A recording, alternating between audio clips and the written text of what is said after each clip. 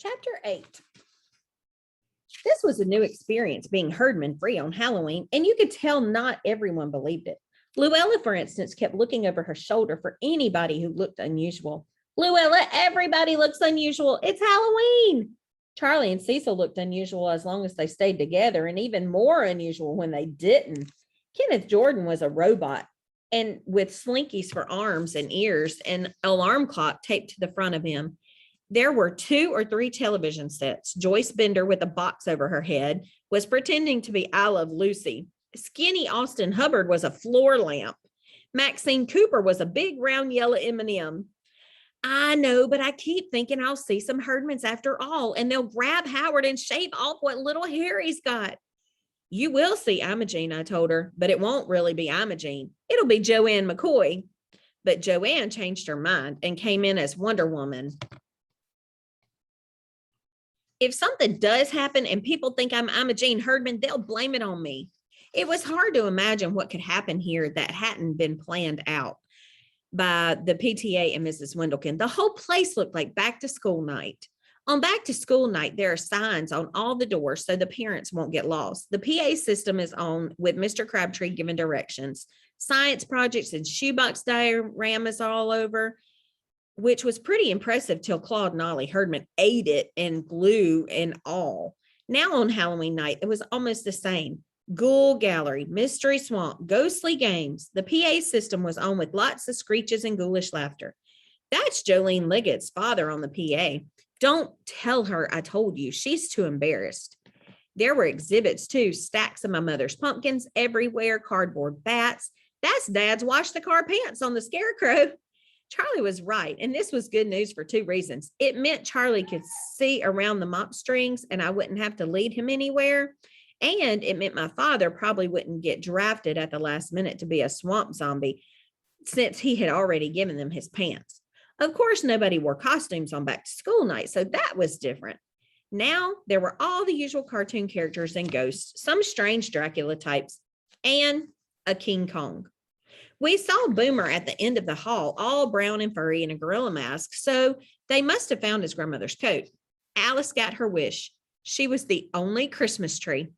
She had lights and decorations hung all over herself with a big star on top of her head and jingle bells glued to her shoes. There was a long extension cord too hanging down her back, so you knew that sooner or later she was going to plug herself in somewhere and light herself up. Howard will like that, and it won't be too scary for him. We weren't supposed to take Howard to anything scary, but so far that didn't look like much of a problem. Don't you worry, there's nothing scary here, Mr. Crabtree said. I guess that was important to the kindergarten mothers, but who knows what's scary to kindergarten kids? Eloise Albright's little brother is scared of fish. Wesley Porter's little sister is scared of bald people, so she was probably scared of Howard. Charlie used to be scared of Little Orphan Annie in all the comic books.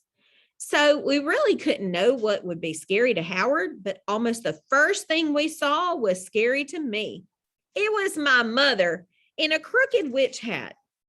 Now, Beth, she said, don't look at me that way. I told you about this, that Mrs. Coburn broke her ankle and... Oh, then I remembered the torn off note on the refrigerator. This was what it said, that my mother was going to be a witch. After all, it's not as if I want to do this, and I'm certainly no good at it, but somebody had to fill in for Thelma Coburn. So, are you having a good time? How about Howard? Is he having a good time? I guess so, Mrs. Bradley. He's not scared anyway. Oh, no, Mother said. There's nothing scary here.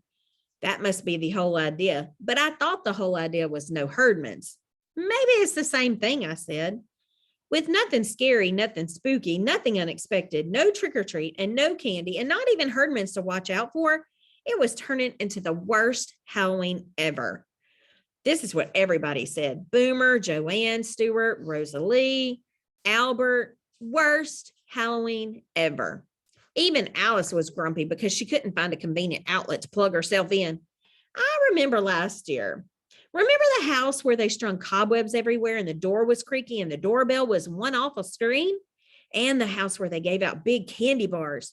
I got 57 different things last year and they were all good. Chocolate and peanut butter and How do you know that? Alice barked at me. Did Ralph Herdman tell you you had 57 different things after he took your sack? Alice was especially grumpy with Albert because she could tell that next to her, he had the best costume of all, and it didn't depend on electricity. Albert had half a laundry basket tied to the front of him with clothes hanging out of it and bottles of detergent and a sign across his back that said dirty laundry. But it's not really dirty, Albert said. It's just old stuff full of holes.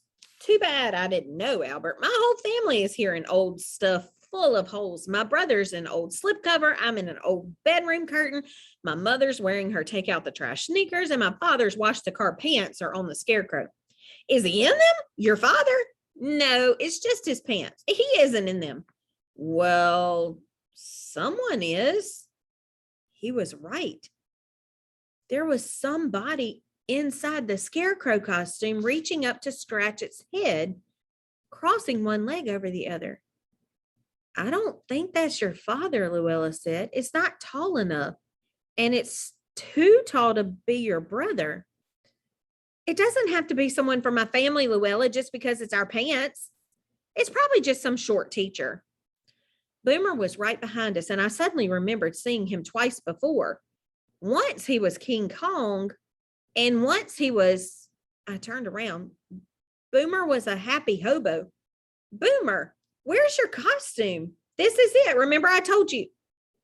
But you were King Kong. We saw you. I saw you too, Joanne said, in some old fur coat. My grandmother's coat? Who's in my grandmother's coat? Who was in my father's pants, I wondered. Who was the scarecrow? Who was King Kong?